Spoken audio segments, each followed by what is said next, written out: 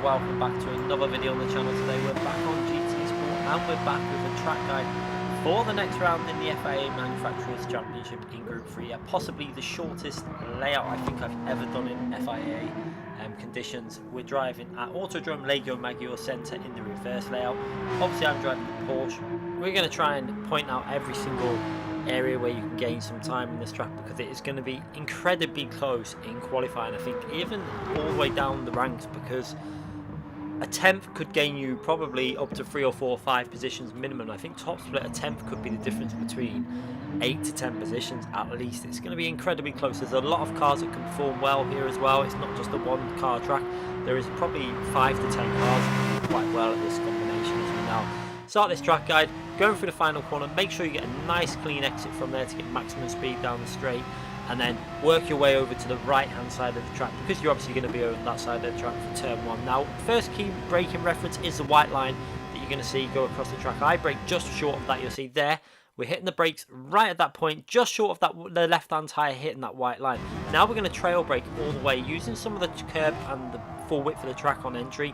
And then as we turn in, you see in first gear, let it coast for a bit, and then we're going to go back on the power pretty much at this spot. You can see we're going to want to get our left hand tyres just to clip that curb. You don't want to be too aggressive on that curb, because you will unsettle the car and you'll slightly drift and you'll lose traction coming out of this corner. It's so important to get good traction out of turn 1, because now it's just flat out all the way to the next braking zone. You'll see flat out through this corner. You want to try and straight line this curb on the right hand side slightly, getting your right hand tyre as close to that sausage curb, but not on it really, because it will unsettle the car if you go all the way on it.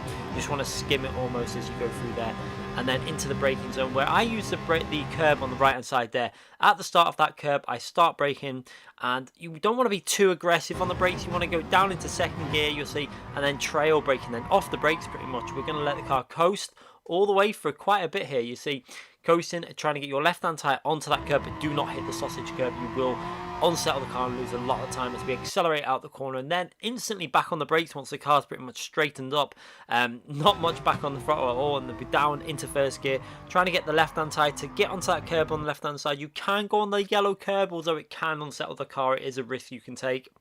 I prefer just to get that left hand tyre onto the curb, then try and keep the car to the left hand side of the track before swinging it back to the right hand side, using all the curb on the right hand side to give yourself as much angle through this corner as possible, as I early upshift into second, and then flat out on the exit. A little lift there, I had to get a little bit of a comfort lift in case I was going into the wall, because you have to be so cautious of that wall on the left hand side. We saw many drivers in practice races already wipe out on that wall. So there's your lap, a 43.7.